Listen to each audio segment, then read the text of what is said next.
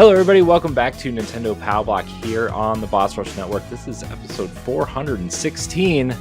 It's too many. It's time to retire. Yeah. I am not the enlightened and excited Eddie V, as you can clearly hear. Ed's off working for some reason. But instead, we have the exuberant yet exhausted Corey Dirrig. Yeah, that's me. Exuberant. And exhausted. Actually, I'm not sure if both can coexist, but Sure. Why not? Right? Joining me tonight is the one and only mad pharmacist herself, Stephanie Klimov. I made it back to Nintendo Pow Block. Woohoo! I know, and I promise it won't be 4 hours this time. That's okay. Oddly enough, I actually have a normal amount of energy. Not too much energy, but I'm also not on the verge of falling asleep, which says something. Well, the night is young, so let's give Right? it Just the 30 minutes. See what happens. That's okay. I'm happy to be chatting with you tonight. This is a fun little surprise. Yeah, I was gonna do a significantly cut episode by myself tonight, and then Like a Stephanie. ding dong. Yeah, I know. Everybody, Corey's a ding dong. He thinks that he I can know. just record something by himself and not have his cool friends such as myself join in and talk about video games and Nintendo and stuff. Look, you know why I do that is because I think everybody already does a lot, and I don't want to bother anybody to make them do more. The So, person who does the most a lots, that yeah, makes no but sense, is you, sir. I'm a Yeah, but founding member, yeah, so but I'm obligated to do that. So, oh, I can't just shut it all down and start over. That'd be upsetting to a lot of people. So, well, I'm here. We're here.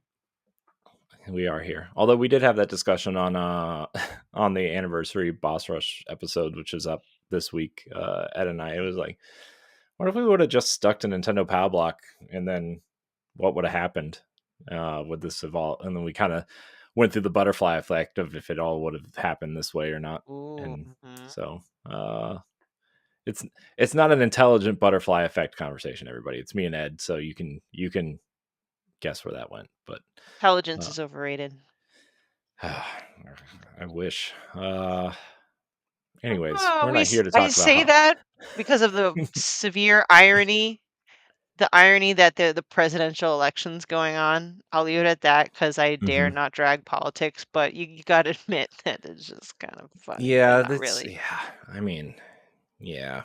We're look, as somebody who works for a company who is not endorsing a candidate and therefore publicly cannot endorse a candidate, Mm. there is an opinion out there that there is clearly a good guy and a bad guy in this election. And um yes. Oh man. Good times. I hope I say good times tonight, and by the time this comes out on Wednesday that good times are happening and not scary times. And the world isn't imploding. We'll see. We'll see. Hey. Orange makeup for everybody. All right. Let's Oh no. I hope not. Oh my god. If there's no orange makeup, we could just probably crunch up a bunch of Cheetos. Just I rub mean them on our faces. that's fair. That's But fair. then I'll be hungry all the time. Do we all get to play air accordions when we talk too? Oh, maybe. Oh gosh, Oh, help. did you hear the audio that came out from when he was at McDonald's? Some of No. it. Oh my god. He's like amazed at how fries are cooked. He's like, it never touches the human hand. Goes straight from the I need to box look into the this up. basket. Yeah, you gotta look it up. It's so funny. Oh my gosh, it's so funny. Oh.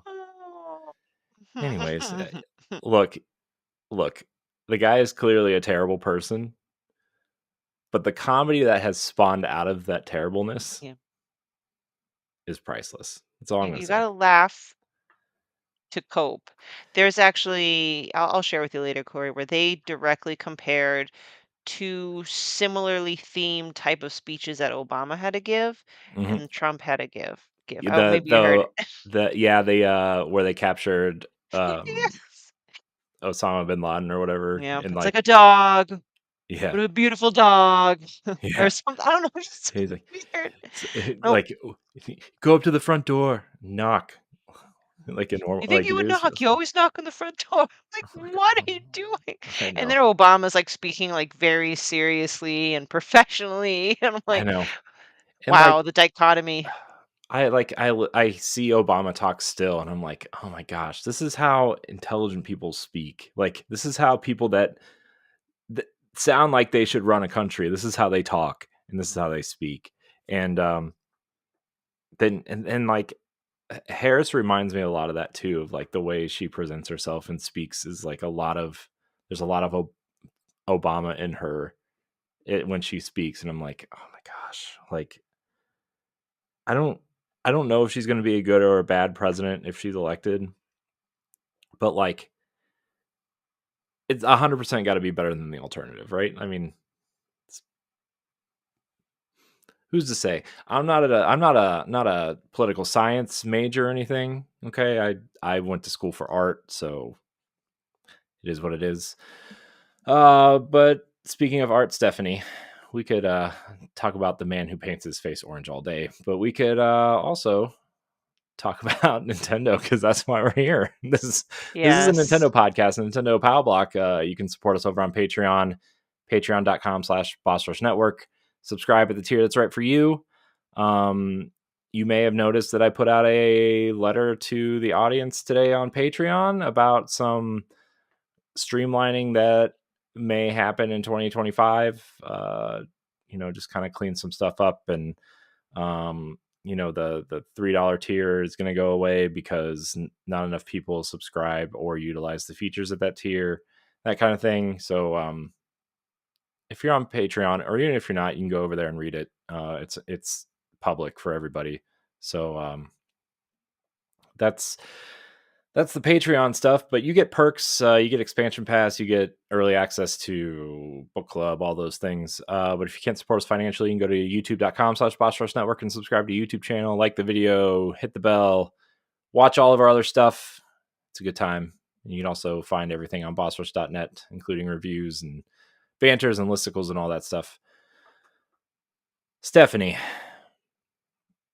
your Kingdom Come Deliverance 2 interview has blown up significantly. It is the best. It might be the best performing audio listen of the year across the board. Really? That's Um, awesome. the YouTube video is at, last time I checked, it was at like 700 and something views. Wow, it's So still growing. yeah, and Okay. that's with zero advertisements. So yep, 729. So you're killing Nice. it. Thanks. Well, for those that haven't heard about that, one of my more recent spotlights is with Toby from Warhorse Studios to discuss the upcoming sequel to Kingdom Come Deliverance, which is Kingdom Come Deliverance 2, releasing in February of next year. And it's not just a boring hour of promoting the game. Like, he's just a really awesome guy to talk to. And I got to learn a lot about, how people in the industry need to market to different well, like Europe, the Americas, and Japan. And just it was a genuinely very engaging, interesting conversation. So I'm really glad many people got to enjoy it. For those that haven't yet, check it out. um, Yeah, and I he's know. really Oh, sorry, go interesting. ahead. I was just saying he's really interesting to listen to. Yeah, and they're doing a lot. I believe that he's going to be visiting the Czech embassy in LA at some point, because their game, and even though it's historical fiction, it's definitely a source of importance and pride for their country, which is really great. We definitely don't see North America supporting video games as an art, so it was a very refreshing perspective. Yeah. Yeah. It was a great interview. It's Thanks. awesome. I'm glad that we got that in because that studio is, I mean, that game is very popular and that studio is very popular. And, I mean, we're growing, but we're not like IGN or anything. So it was awesome. Just It was a great get. humble little network here, but we do things with passion and pride. Yes, yes, we do. Um, I don't know. Is there? Let's see. You also interviewed the founder of Perfect Random, Yep. which is Their out now. game Sulfur released last week. It is a first-person shooter roguelite, but very interesting art style. Great to get their perspective on game development. They're based out of Sweden.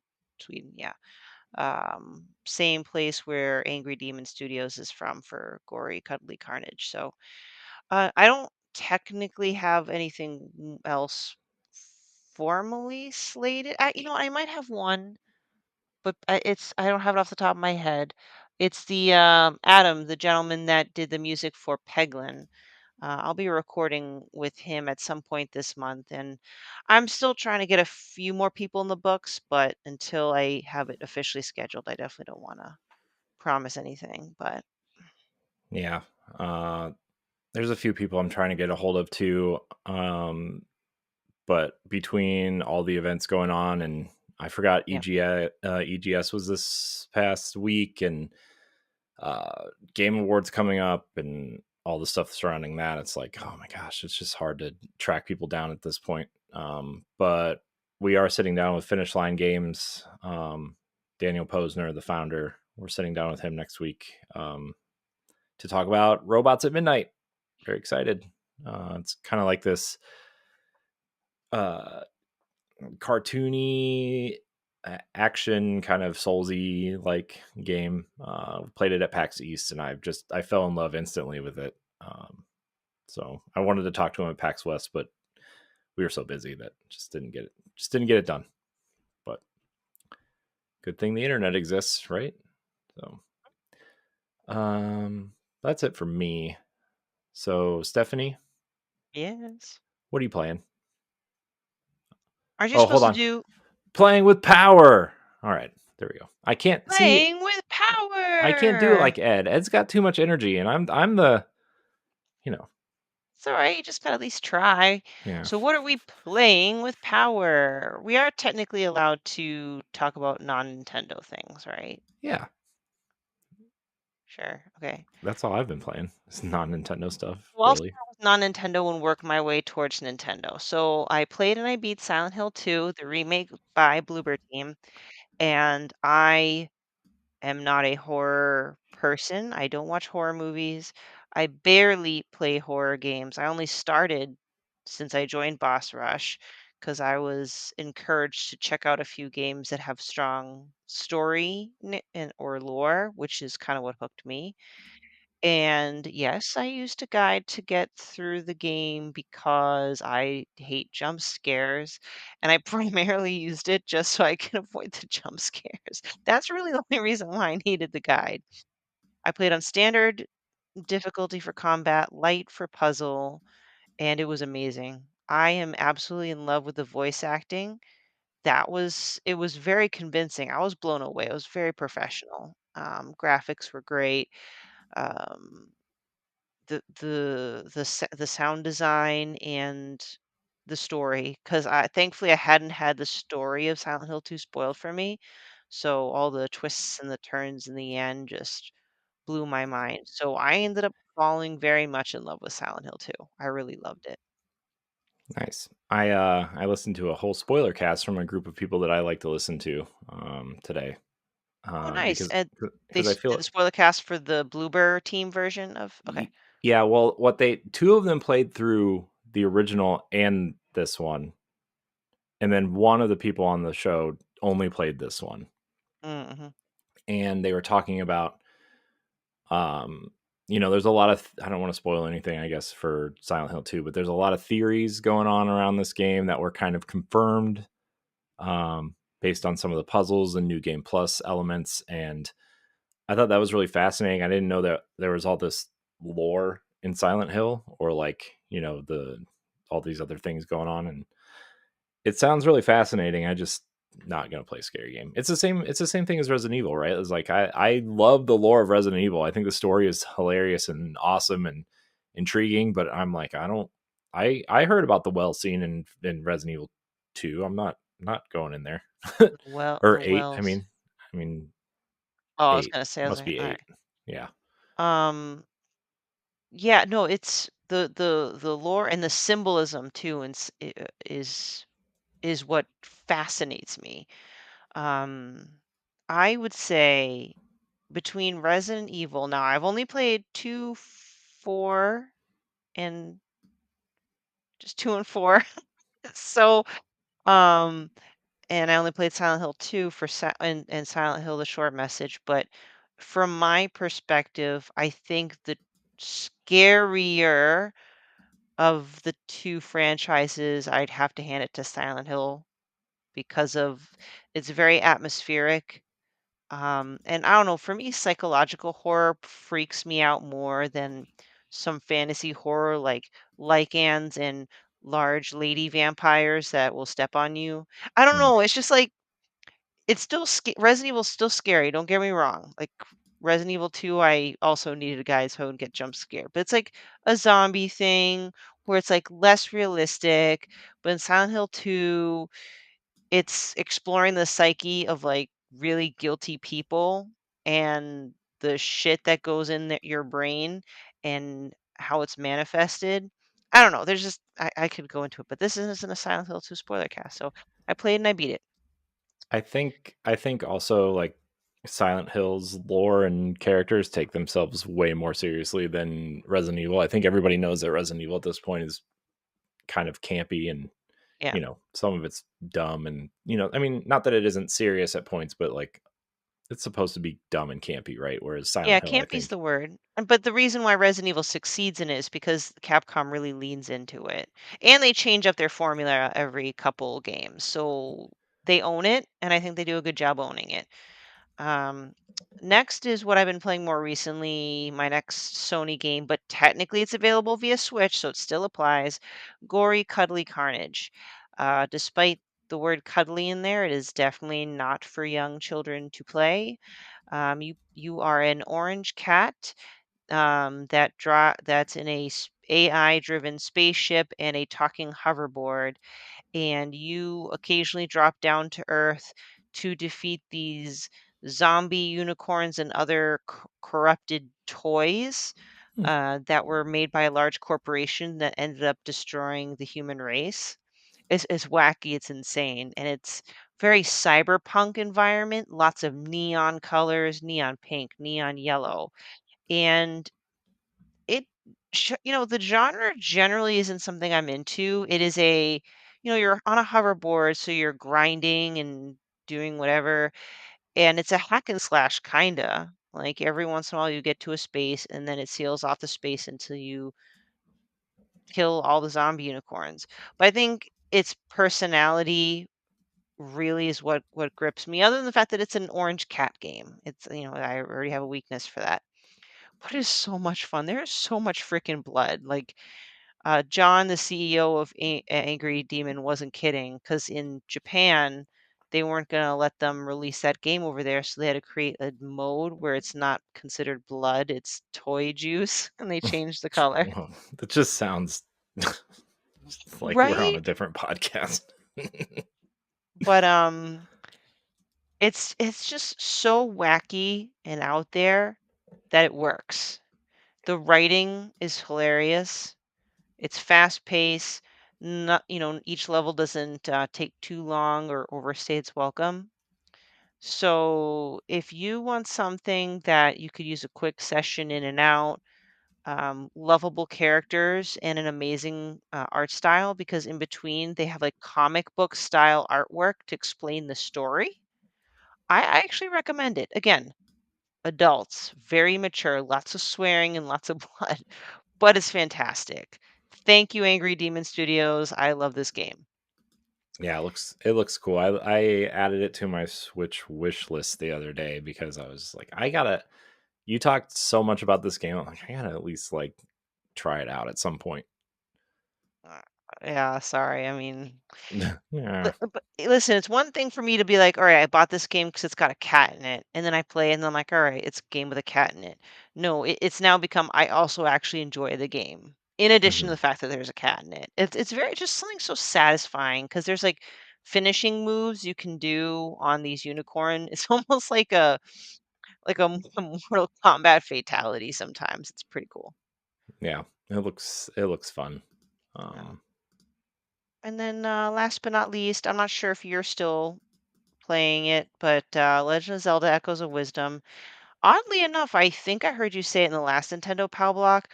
Let me prerequisites this by saying it is still a fantastic game. There's really nothing fundamentally wrong with the game. I still enjoy it, but I'm having a hard time keeping on playing that. I mhm. can't put my finger on as to why. I don't know if it's because it's too easy. I don't know, but I'm struggling on it keeping my attention. Yeah, so what I was talking to Andre the other day about this, and I think I was talking to Ed on something. I guess it was the last episode of this show that we were both on together, because I don't remember when that was. But like when you're playing through it, and I am still playing it sort of from little bits and pieces here and there because I want to finish it. But Mhm. it's like I play like I'm excited to jump in and play it, and then I'll play it for like a half hour, 45 minutes, and then I'll be like, I'm good. And like I don't feel compelled to keep playing it because I think as open as it is, I think that I think the 2D nature makes this type of game almost feel a little bit constrictive and less kind of experimental than something like Tears of the Kingdom or Breath of the Wild. And because you can't really like I mean, you can like build stairs out of the beds, but you can't like, you know, solve the puzzles in a thousand different ways. And you get used to the same echoes that you've been using, which you find ways to use those so efficiently that later ones you're just like, "Oh, I don't care about that. I don't want to use that." But then like it's almost like a mental like you've really constricted yourself on these echoes, and it just makes me not want to like keep going, I guess. Like I'm like halfway through a dungeon right now, and I'm like I stopped in the middle of a dungeon, which I never do because I'm like I'm so afraid I'm going to get Mm. confused or lost or stuck or something because I just but I just like I don't feel like doing this right now. I'm good. I've had my fill. And maybe that's okay for Zelda games. And I also just told Ed, I don't know if I'm a 2D Zelda person.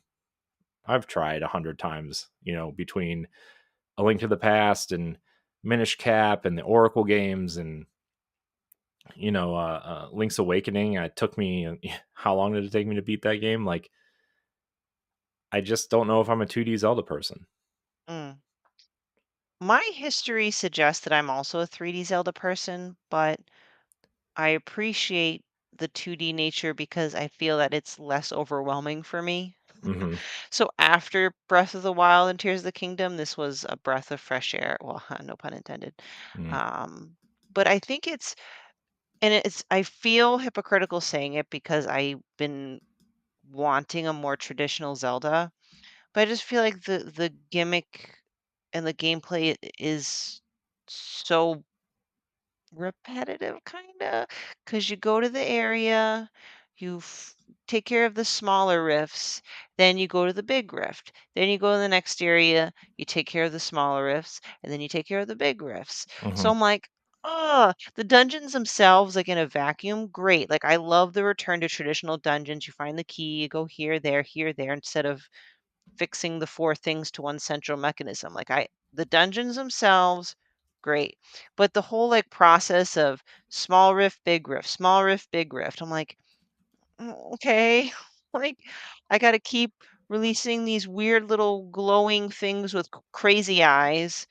Um I, and the echoes too, you're right, cuz now I have so many freaking echoes. Takes forever to go through them all. I end up relying on the same things, the water blocks, the beds, you know, that and that's Hmm. partially my fault because, like, I'm sure in tears, people, like, constructed all these amazing creations, and I have a simple brain. I'm a simpleton.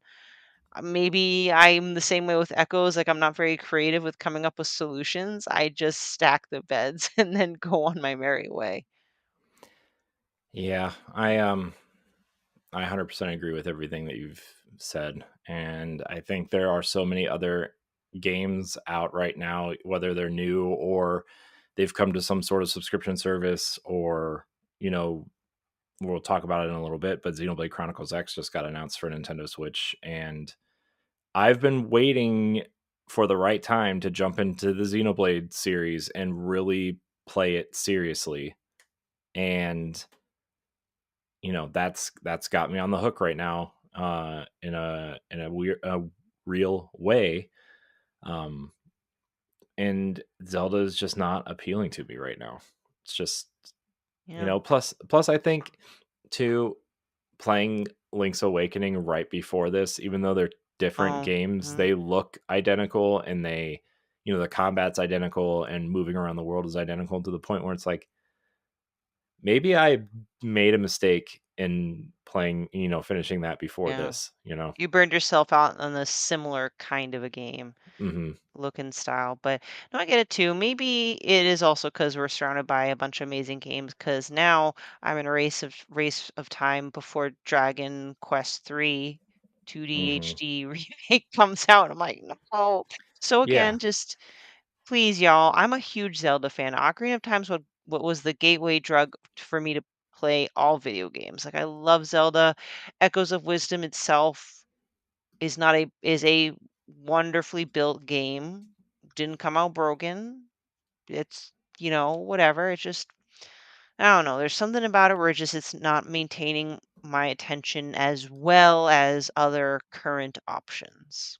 Also, I think it's worth noting too that we've gotten a lot of Zelda on the Nintendo Switch, right? I Mm, mean, the N64, we got two games. The GameCube, we got, well, two or three games, I guess. But like, we've gotten a Zelda game every single year except for 1 year on the Switch.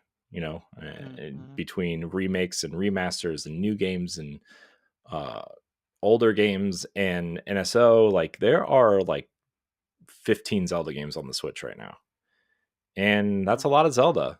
And maybe we don't need one every year. As much Yeah. as it pains me to say that, like, not that I want to wait 6 years in between entries, right? Like Skyward Sword to Breath of the Wild, but I could wait 2 years for the next Zelda. There's too many other games to play right now. Mhm. So, Yeah, I think it was a welcome. It honestly was a welcome surprise that Nintendo announced a Zelda game and then the game itself came out not too long after the announcement because that's pretty rare. But if Nintendo decided to wait till next year to release Echoes of Wisdom, I don't think any of us really would have been hurting. And if anything, it might have helped. But mhm. that's a small nitpick. It's whatever. Yeah, yeah, we're being picky, and I think the general audience that doesn't buy every new game that comes out, Yeah. uh, well, they probably enjoyed their 20 or 30 hours of this game, and put it down, and were like, huh, what's next? And Hmm. But so, yeah, so sorry, I kind of started rambling. Try to reel it in, but those are the three games that I've been playing. How about do you you? do you know who the host of this show is? I'm just kidding, Ed. We miss you, sometimes. All the Uh, time, Ed. as for me, I've also been playing Zelda. I have been playing Call of Duty Black Ops 6 through Game Pass. Um, it's I think this is going to be a really wonderful game for people who love Call of Duty. Um, I'm enjoying it. I don't know if I'll finish it, but it's fun for a minute. I already have my shooter in Destiny, and um, I don't know. It feels weird going into Call of Duty and how fast it is and how serious the military aspect of it is. And I do have to say though, the I just played through like the third or fourth mission, and Bill Clinton is just standing on stage because it takes place during the election where he's still in, a congressman, and he's Does that feel weird to be playing a Call of Duty game where it's set in a time that you were actually alive yes, for? yes, Like, I just yes. it kinda blows my mind. Because like I'm sitting there and they like show real footage of certain things and then they kind of form the story around this real footage, right? So it's like historical fiction. And it's weird seeing, George Bush give a speech that I'm like, I remember seeing George Bush on TV talking, because I was alive when he was the president. Right. And then That's like watching this like recreation of Bill Clinton standing on stage giving a speech, I was like, I remember when Bill Clinton was president. This is strange.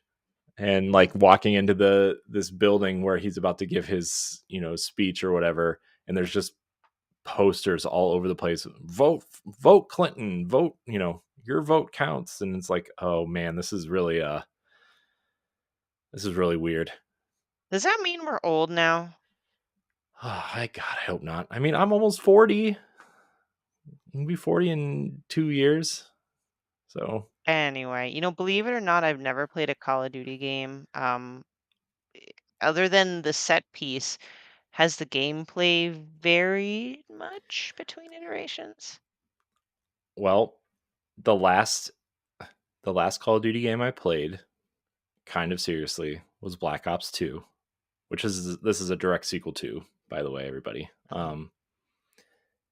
And it feels the same. Like it feels like Call of Duty. I mean, I know people who are really hardcore probably can spot the Mhm. differences and stuff. They do have this really interesting like movement mechanic that's very Max Payne.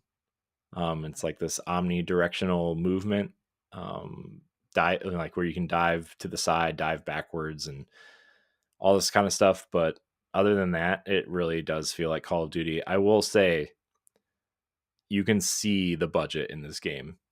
It is one of the and this is every Call of Duty, I think, every year, but like this is one of the most visually stunning games, especially in cutscenes, that I think I've ever seen outside of maybe Hellblade. Oh, okay. And it is like you can see it in like they have some actors in here that I recognize. I couldn't tell you the names because I'm not a TV person, but like the one character, Agent Haro, she was in House of Cards and Orange is the New Black. Like I recognize her. And the interrogator is I recognize him from several shows. I couldn't tell you his name. Um but I recognize him. The black guy that's in it, I recognize him from things. Like I recognize a lot of these people as actors. So it's definitely they're continuing the, you know, Kevin Spacey effect from Advanced Warfare. Like you recognize these people. Um, so it's interesting. But I didn't think I was going to talk about it that long. Partially because But my question, sorry. yeah, uh, I played the Monster Hunter Wilds beta, which I will talk about that on the Boss Rush podcast because I have a lot of questions specifically for Laron. But I Um, bet you he's so proud of you that you tried it. I here's the thing. I really liked it. I wanted to love it. The controller, like the gamepad controls are terrible. I'm Mm, like, there are several games, including other Monster Hunter games, that do this better. Like interesting. like button inputs on controllers and stuff. Do And you it's like think they just focused too much for it to be mouse and keyboard? I don't know, but it does prompt you. Are you using a controller or a mouse and keyboard right at the beginning, even on Xbox? Oh, Um, okay. and I am really hoping, like, there are some controller customization options. I'm really hoping that it allows you to map your buttons completely. Mhm. I even, not that they'll see it, but I tweeted out to Capcom, like, please, I said, I want to love Monster Hunter. Please let me map my own buttons. Um, because there are other like, I know this is an RPG and a lot of ways not an action game, but it's an action game. Let me map the buttons like it's an action game. I don't want to have to be like uh, dodging with A when the normal action game button it's B or X or whatever. And if I'm using a weapon, don't let me use the same button that shoots the gun to reload it. Like let me reload it with a reload button like a shooter, or just little things like that, that if I could just customize the controls, you would lose me in this game.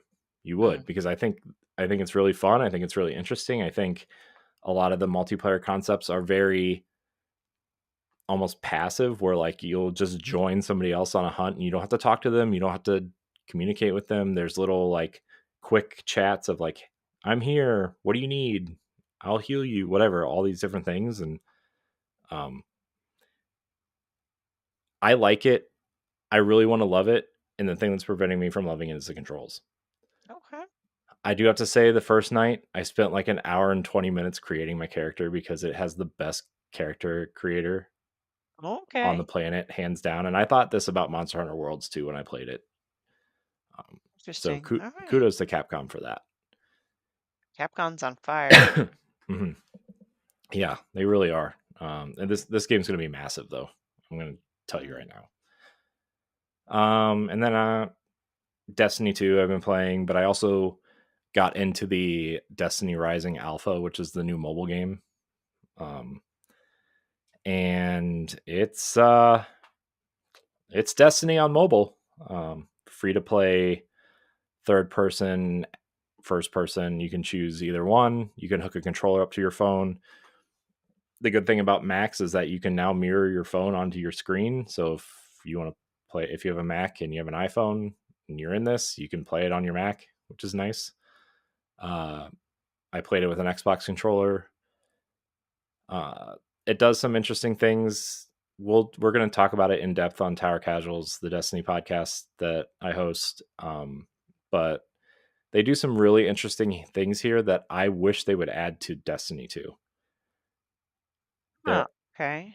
Is it there like a are completely separate? Well, obviously they're separate games, but you know what I'm getting at. Like they're not yes. directly linked or anything. This is so NetEase is developing this, not Bungie. Bungie's involvement is there, but this is an alternate timeline from Destiny and Destiny 2, Mm. which, depending on how successful it is, they're going to find a way to merge them, because there's timeline jumping and time travel in Destiny already. So whatever. Uh, but I really like that there are hero characters in this. Like, you can play like little mini campaigns with these hero characters, as well as play the game as your own created character. They fill certain activities with AI bots that help you when players don't join you right away, which is something I wish Destiny would desperately add. Um, Mm. and I just think they're doing a lot of really interesting things.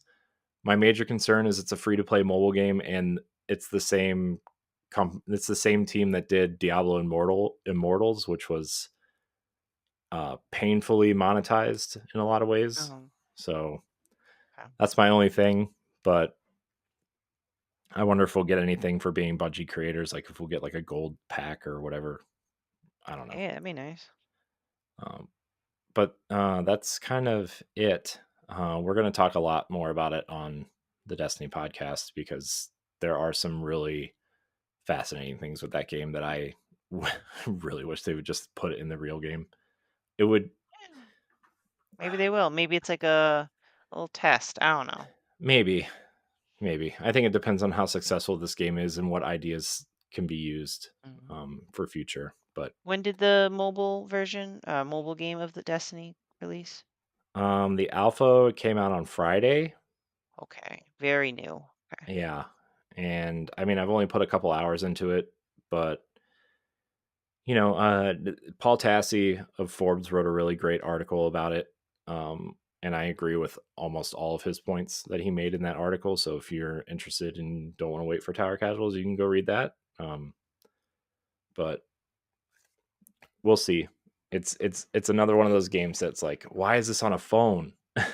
Yeah. You know, I don't care that it's free to play. There's a lot of free to play games. You see, the First Descendant is a very free to play Destiny like. Um, there's a lot of free to play games on console, obviously, but it's like, and I get that they don't want to cannibalize their audience, especially because Destiny 2 is not in a great spot right now in terms of player base. But what would be a great place for this game would be Nintendo Switch, honestly, or Switch 2. Mm, Um, maybe. I don't know. because Destiny doesn't exist on the platform at all. There's already mobile games on there, like Star Wars Hunters is a very popular free to play game. That's a mobile game on Switch, and there are several others that I don't know what they are at the moment, but very successful on Switch. I would just wonder if this would feel at home there. Yeah, that's something to think about. Yeah. Well, if I could just throw in one more thing, 'cause I forgot, I promise I won't take too long. Because I never think of mobile games as games, but when you said that, I'm like, oh wait, Hmm. I'm part of the problem, the Pokemon trading card game Pocket. Oh yeah, how is that? Is that? Because I totally forgot about it until I saw people in a Discord chat saying, "What's your friend number?" And I'm like, "Oh yeah, that thing." Hmm. It's cool. Because I've spent way too much money buying Pokemon cards for my son, aka really for myself for the past year or two. And here, it'll allow you to open 2 virtual packs a day. So I get the thrill of, ripping open a pack and seeing if I get a Charizard EX. Obviously, it's not the same as a card in person, but it does scratch a little bit of that itch. Hmm. Um, so it's cool. I did unlock the ability to battle people. I haven't done that yet, but I think that's kind of cool too because I don't know, you need the cards. You need to build your deck. There are certain rules, and you need to meet in person. So unless you're really, really into the trading card game, I feel that's the casual consumer can give less of a crap about it. But now Hmm. it being a mobile game and they're very handholdy, and they simplified it. I feel that this might be a little bit of an easier method to play the game for those casual players. So I've only had it for a few days, but so far it's pretty cool. I do end up going into it a couple times a day. Nice. Yeah, I was wondering if anybody was playing that. Um, Yeah. I mean, I know it's a mobile game, but it's Pokemon. It's Nintendo centric. It's you know, Mm, Pokemon's very popular. I it hear is. so. Yeah. I do appreciate the artwork and I love the interactive cards. Like I got a Mewtwo interactive. It was really neat. So, whoever's listening, share what your thoughts are with Pokemon Pocket. Yeah, tell us. Comment on the video. Let us Yeah. know. Maybe we'll throw a pack or two somewhere. If you can do that, I don't know if you can or not, but anyways, Believe you can. You can send friends packs. So cool. Uh, Real quickly before we get into Fammy news, Snacktendo. Nintendo, yes. Any fun snacks, Stephanie? My son and I baked chocolate chip and caramel cookies. Lots of Halloween candy, and then lastly, you inspired me to do a chicken dish, so I scraped together some ingredients and I made chicken adobo, which is a Ooh, Filipino dish. Turned out very, very good. The juices and the sauce mixed in with the rice. It was delicious. So short and sweet, those were our treats for the week. nice. Yeah, I every weekend, every Sunday, I cook a bunch of chicken for meal prep for the week because I just have to do that because I work all the time. And so this week I grilled some sweet and smoky seasoning on this chicken, and it's really really good.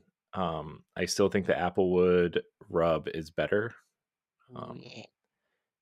but there's three more seasonings, Stephanie, that I'm going to test over the next couple weeks. So you know we're gonna compare. Discuss and rate. Yes. And then we had Chipotle on Saturday because my parents came over and my mom's like, "Whoa, you guys hungry?" We're like, "Yeah, we're humans." Um, she's like, "Oh, I randomly have this Chipotle gift card in my purse." I'm like, "Oh, okay," because you know how moms are. Sometimes they blame you for everything, and sometimes they just try to love you. So, It's a roll of the dice. well, I it gotta say, depends. you never really know. Yeah, depends on the minute of the day. Mhm. Yeah. Uh, so that's kind of it. I don't have any fun snacks like Ed always finds. So Yeah, uh, sorry. sorry, Ed. You better come packing next time. Mm. All right, let's get into family news. Family Family news. There's a news! lot of news, Stephanie. We'll run through it relatively quickly. Oh, but this is good news, yes. And you I mentioned know. one earlier, so let's start off with that one. Yeah. So the lead off story here is that Xenoblade Chronicles X Definitive Edition is finally coming to the Nintendo Switch after people have been begging for it. Um, it's coming in March, which begs to wonder when the next console is coming. Uh, Mhm.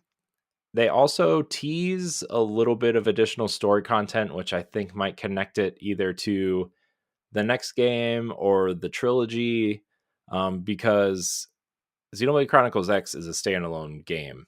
It was kind of delivered originally that it did not connect to the other games in a you know direct manner. Um, the whole thing is that you're building New Los Angeles, which is a city that you have been stranded on, a planet called Mira that you've been stranded on, and you're trying to make this city livable, and you kind of become this mech pilot, and then about 20 hours in you get a mech that you can then go out and customize and find parts for and do all these things, and then about 60 hours in you get to fight sky dragons in the mechs, and it becomes this totally different game than Xenoblade usually becomes, but it is amazing. I played about 110 hours of it on the Wii U. uh, it's an incredible game. I can't wait for people to play it. I've connected with like 3 or 4 other people online based on this game alone in the recent weeks, which I'm very excited for. Might have on a show or two to talk about it Nice. at some point. Um, Yeah, I've so never played a Xenoblade game, and I've been waiting for this port, quote unquote, to eventually make its way to Switch. So this is going to be another entry point for me. I'm very excited. yeah, this is. I was talking with somebody online the other day about now that we have the entire Xenoblade saga on Switch and Bat and Kados 1 and 2 HD. Where's our Xenosaga trilogy and where's our Xenogears port? Those are the Mm. last 4 Xeno games that we need. I don't expect Xenogears unless, Square remakes it or whatever. Uh, but Bandai Namco is the publisher of Xenosaga. They are also the publisher of Bat and Kados 1 and 2. So I Mm. I'm very ready for all the Xeno games to be here. But Xenoblade Chronicles X is definitely a winner. I'm wondering how they're going to do the second screen stuff, but I mean, Tokyo Mirage Sessions figured it out. All these other Nintendo games figured it out. I was gonna It's say, if probably anyone just can do it, Nintendo can. yeah. I mean, it's probably just a pause menu option at this point. Mm. We do have a couple questions relating to this though. Miss B writes in, I'm so excited to play Xenoblade Chronicles X for the first time. How are you all feeling about the latest remaster coming to Switch? I Well, I mean, think I kind of covered my portion, so I unfortunately haven't played a Xenoblade game yet. And I really started getting interested when 3 came out. I'm like, well, darn, like I don't know if I have the time to kind of go back and restart. So I feel mhm. like this again, this will be my jumping point.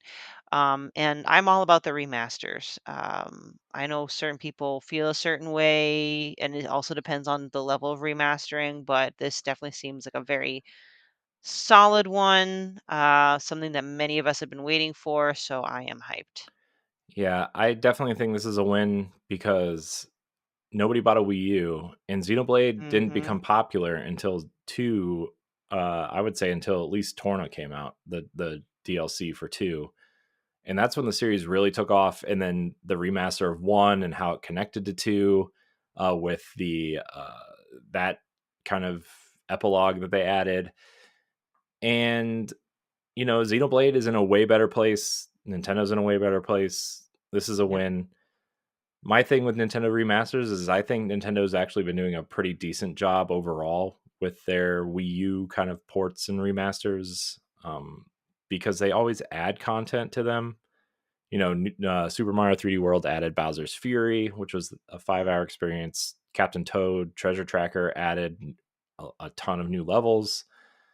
And there's various other examples that have made it over, and they just keep adding content to these games, making them better, um, making them more playable. I'm all for remasters. I'm all for everything running the best and looking the best that they possibly can be. Right? I mean, I spent the extra $10 on the Horizon Zero Dawn remastered, even though I don't plan on replaying it anytime soon, because the next time I do play it, I want it to look the best and run the best. So, and my PlayStation doesn't even work right now. So, oh, there's beeping in my house.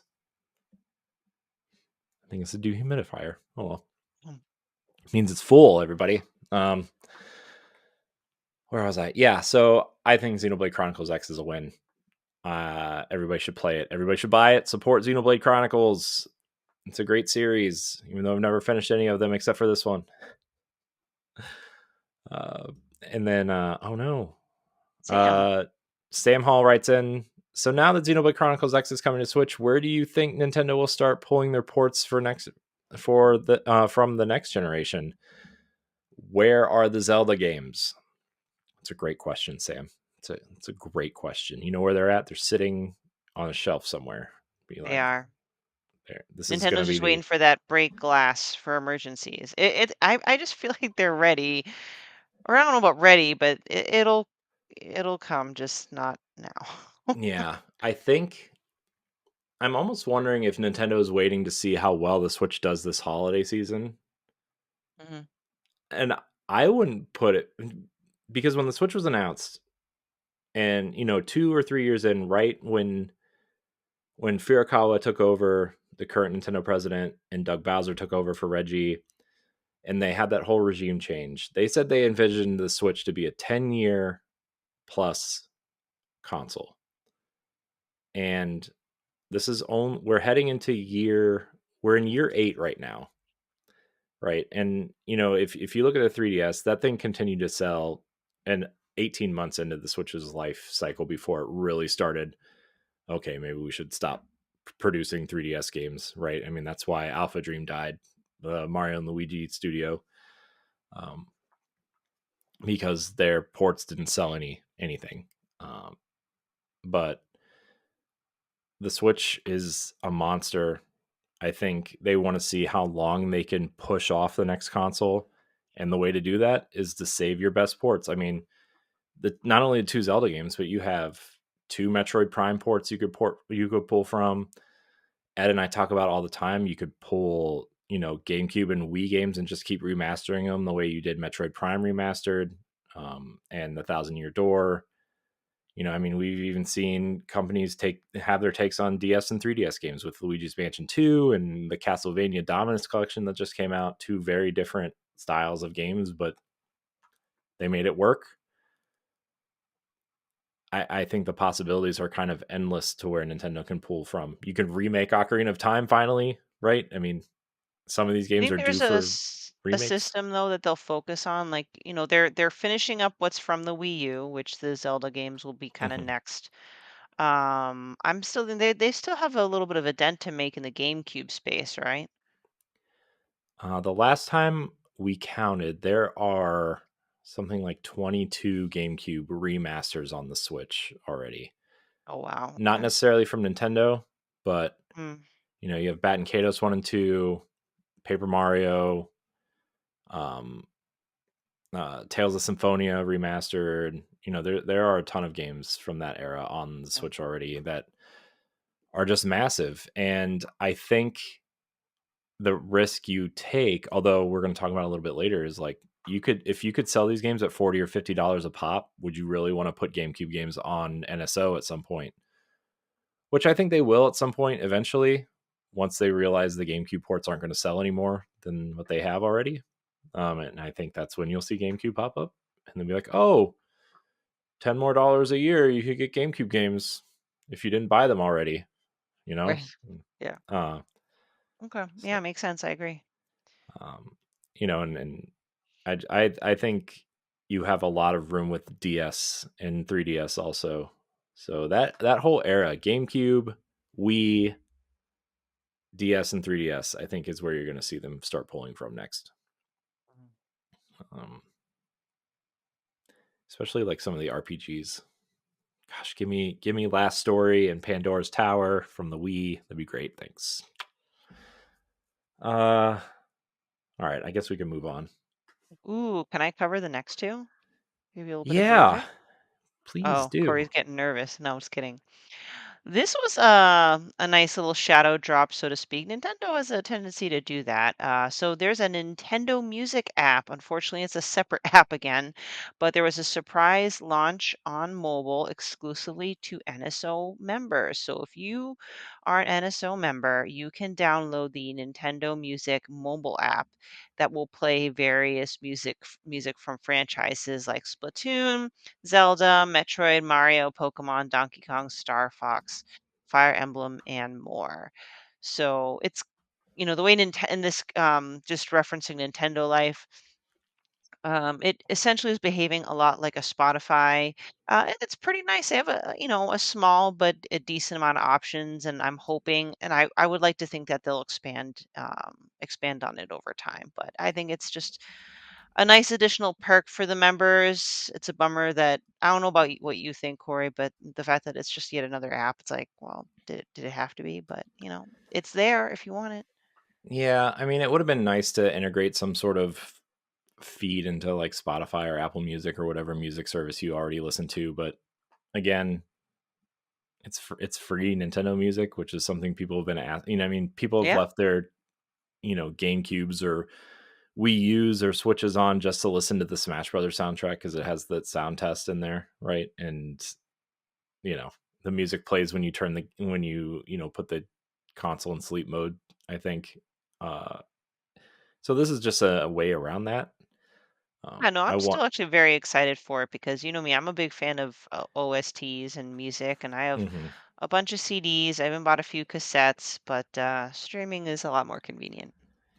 Yeah, and like there's ways to extend the tracks too. There is a article I think on either Nintendo Life or My Nintendo or Go Nintendo where the app has spoiler modes on it to where like if you want to listen to the music up to a certain point where you've played in a game, it'll stop there and won't show you the music from other levels because you haven't been there yet, which is Mm-hmm. cool. Um, I see them kind of extending this past where they're at now. I mean, obviously they launch with heavy hitters like Zelda and Mario and Splatoon and stuff like that. I wonder if third party games are going to be added to this eventually at some point.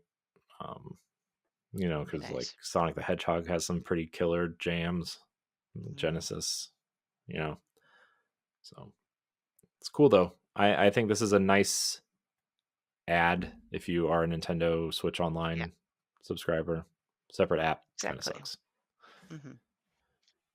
All right, and I touched upon it in games we played, but Pokemon trading card game Pocket Shocker is a hit on mobile. And how did you find a hit? Well, they've already surpassed 10 million downloads, making about $12 million within the first 4 days. This is taken from mobilegamer.biz. And they referenced App Magic. So they've estimated that Pokemon Company's made around 3 million a day over its debut weekend. And yes, within 4 days, about $12 million. So to recap, this app was released or dropped on October 30th, right before Halloween. Of course, whether or not this is a sustained success, that's still to be determined. I'm actually writing a Boss Rush banner that will be released this week to address that exact question. But anyway, most of the money that has been earned, to no surprise, comes from players in Japan, just shy of 50%. So 45% of the game's earnings come from Japan, and then followed by those in the United States, representing about a quarter of their revenue to date. So that's a lot. That's a pretty hot weekend. Yeah, that's I mean, this feels like this kind of feels like Pokemon Go all over again in a way. Mhm. Um, Yeah, I referenced it in my article, so you'll see the website there. But I believe Pokemon Go is ranked around like sixth within the top grossing mobile games.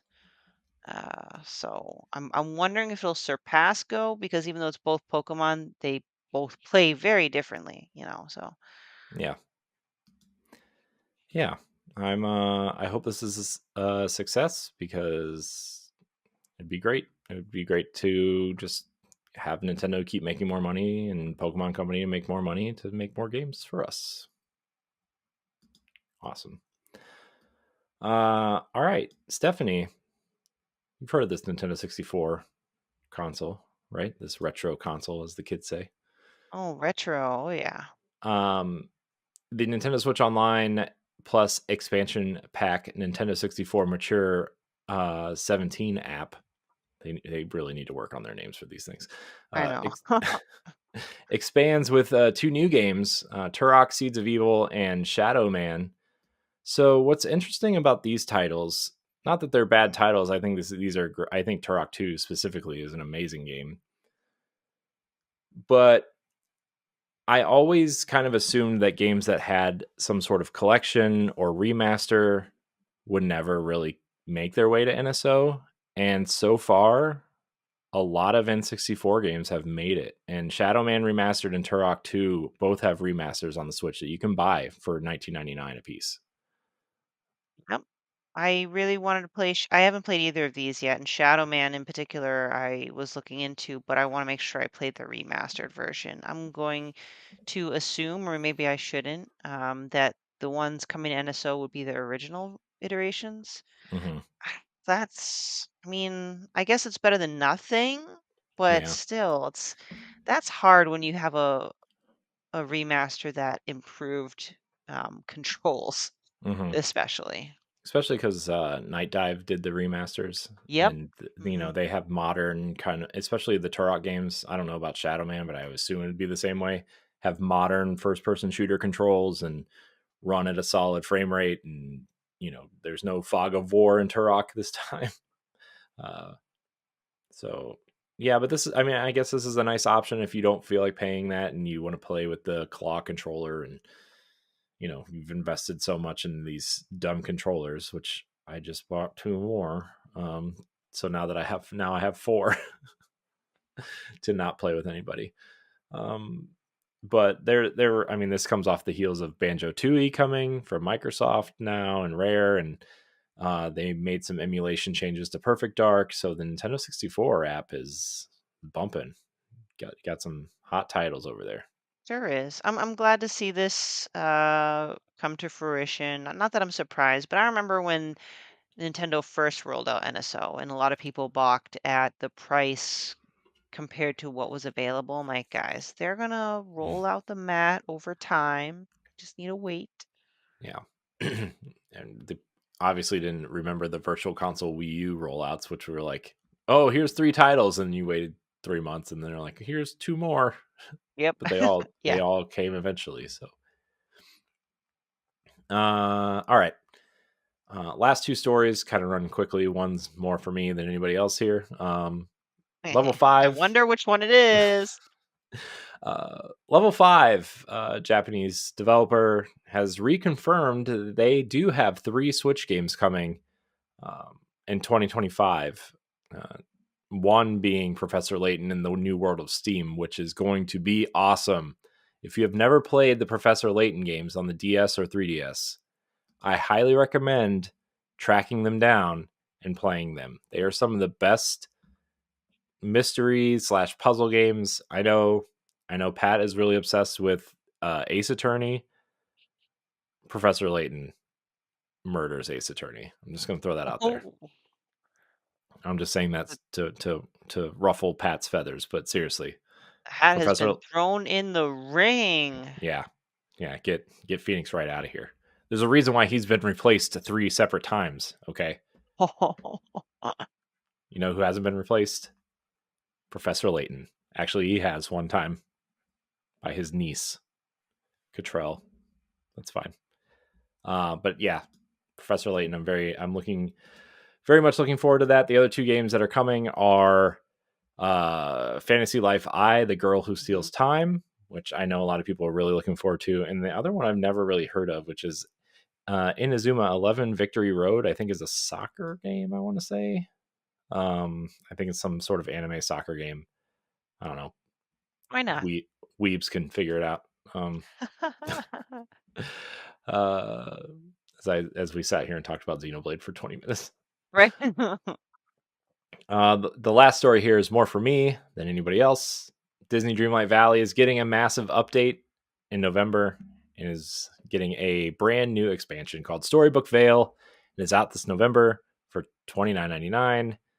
The roadmap says it will release in 2 parts, which is exactly what A Rift in Time did. It'll include new characters, new villains such as Hades and Maleficent, and will include new heroes as like Merida and Flynn Rider and many more. And the Star Path has, I forget what the Star Path is, but it's got a new island, and I wish they would just expand the main island. But Hey, here we I are. think 29.99 is well worth it for Hades alone. He's such a sassy bad guy. I love him. Yeah, there is a massive blog post on the Disney Dreamlight Valley website with the roadmap and the different editions that you can buy and what comes with it and whatever. There is an Alice in Wonderland expansion coming in the spring, Peter Pan in the summer, and there's a lot going on here. Very exciting. Very exciting for Hades. And yeah, if you're interested, I will be playing it. Don't talk to me. I'll be lost. I still haven't beaten the main campaign of that game, by the way. too busy gaming the system and screwing Goofy over with my crops. That's when you know you're having a good time, though. You're not trying to rush the mainline story. So, Yeah, I mean, been taking it not real that I slow. know. My game time in that game is like 7 days. So Wow. it's the game I play when I don't know what to play. Mm. And Fair. We all have that. it also helps that like the game is on Game Pass, but it's also on Switch, and Cross the save. saves Yeah, it's cross save across all platforms, even mobile. So that's awesome. I think you know, that's such a fantastic idea. yeah. All right, Stephanie, it's time for Pack Watch. This is Woo! where we see what's coming out this week uh, to the Nintendo Switch. There are 4 kind of highlighted games coming out this week. Metal Slug Tactics. I know Laron's really looking forward to this. Metal Slug Tactics offers a fresh perspective on the iconic battles of the Metal Slug series. Accumulate experience after each battle to unlock new weapons or bonus perks to upgrade your team's firepower and tactical skills. This is coming out on November 5th, which was yesterday by the time this posts. I'm kind of excited for this, although I know it's funded by a very controversial group in the Saudi public Mm. fund. So, you know, take that as you will. They do own the entirety of SNK now. They also own 8% of Nintendo. So do with that what you will. Metal Slug Tactics looks great. On 11.6, we're getting Monarchy. This description is very vague. A 2D side-scrolling strategy game of resource management, base defense, and conquest. It was pretty basic. Yep. So Monarchy, everybody. On 11.7, we're getting Magical Bakery. Magical Bakery is a cooking and management single-player game set in an enchanted bakery that sells all sorts of sweets and pastries with a twist. They may contain traces of magic. Experience a life full of magic, challenges, and joy of creating sweets that will leave a spellbinding impression on your customers. See, now that's a description. That's just a freaking baking sim, and it just made it look Yeah, pretty interesting, yeah. I guess. Sure. Too bad it's coming out on the same day as a little ditty called Mario and Luigi Brothership. The brothers return for a brand new adventure on the high seas. When the Uni Tree is destroyed and the world of Concordia is broken apart, Mario and Luigi must try to reconnect a fractured world, one island at a time. Um, this has been Hmm. getting pretty. The conversation around this game has been pretty controversial this week Yeah. because it's sitting at some like at low 80s or high 70s on Metacritic, and IGN gave it a 5, which whatever, it's an opinion. I don't care what you give it. The I briefly skimmed their high level of like why they gave it a 5, and part of it has to do with the significant hand holding. mm-hmm, I don't know if hand holding is grounds for a low score, but in the back of my mind, it does kind of worry me for my enjoyment because if I get too much hand holding, I'll get really bored. But I also don't want to put the cart before the horse. I still have this pre-ordered and I'm looking forward to seeing a revival of the Mario and Luigi series. I want it to be successful. I want more of these. yeah, I love this series. I do want to point out that this game has never, or this series has never scored particularly high, except for Mhm. Bowser's Inside Story. I know the last couple, Luigi's Dream Team, I think was the one, and then Paper Jam. Those didn't score high at all, and I love Dream Team. So whatever. So, Who's to say? Everybody has their own opinion.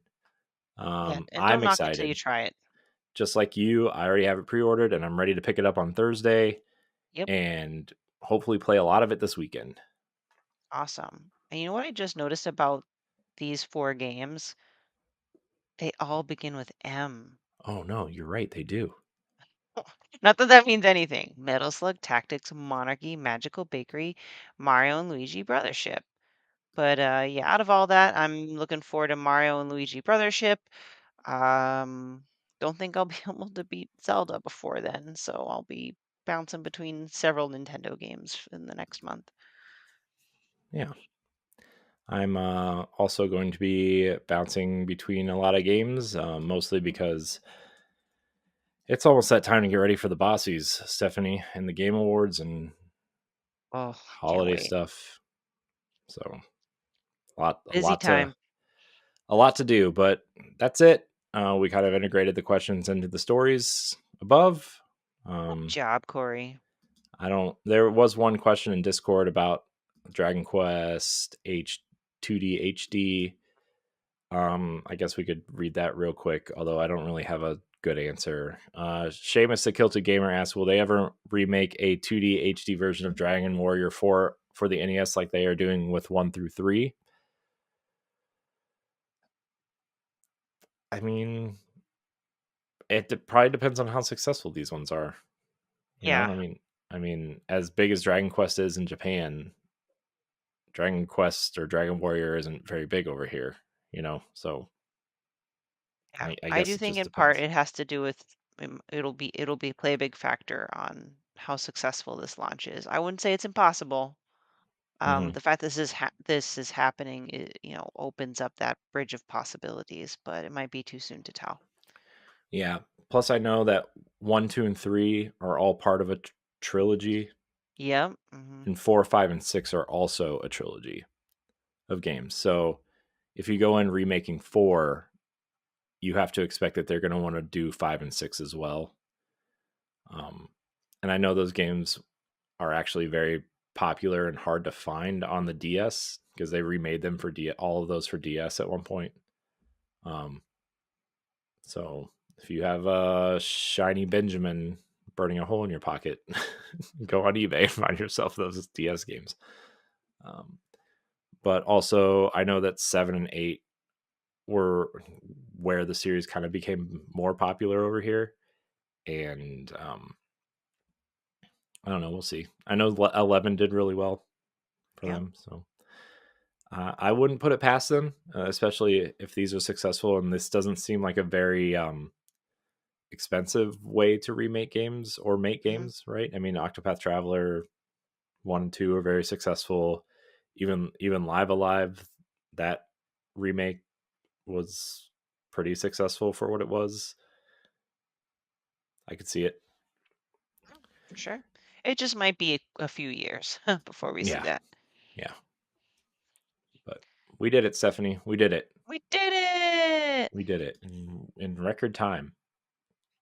But I hope it didn't feel like it was, rushed because it was really good pacing, I think. Yeah, I don't think we rushed anything. Okay. Didn't want you to think you had a rush for my sake or anything, but no, this is awesome. Had a lot of good discussion, and I don't know, just nice talking video games with you.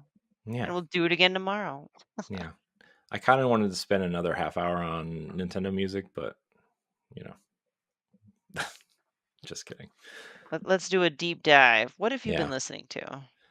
Oh boy, let me tell you, I've been listening to nothing, nothing, not a thing. I've actually been listening to the new Linkin Park album. Is actually what I've been listening to be 100% honest with you. Nice. Um, I've been trying to utilize my soundtracks that are on cassette. I can't tell if the Walkman's all messed up or if it just needs batteries because it was playing really well. And then when I got to the Coffee Talk cassette, it just started sounding like I was in frickin' Silent Hill, like the way this music was all warped. I'm like, what's happening? yeah, I mean, maybe your batteries are dying, and then the things and the gears inside are just slowing down because the batteries are dying. Maybe. I hope that's what it is because I don't know. Anyway, music's great. Ah, music's great. You know what else is great? Our audience. Thank you guys so much for watching and or listening to this episode of Nintendo Pow Block.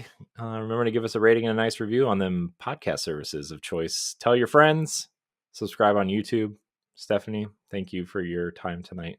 I always appreciate seeing your face and being a little different than we normally podcast. So this was nice. Yeah. Thanks for having me on, and thanks, guys, for listening to me prattle on about various video game topics. So until next time. Yeah. Thanks for listening. Thanks for watching. And until next time, we love you. Goodbye. Bye. If you want to see how you can become a Patreon producer, head on over to patreon.com/BossRushNetwork.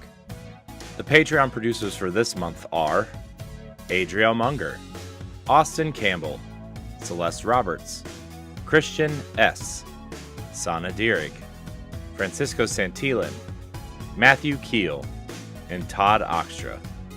Thanks for your continued support of the Boss Rush Network.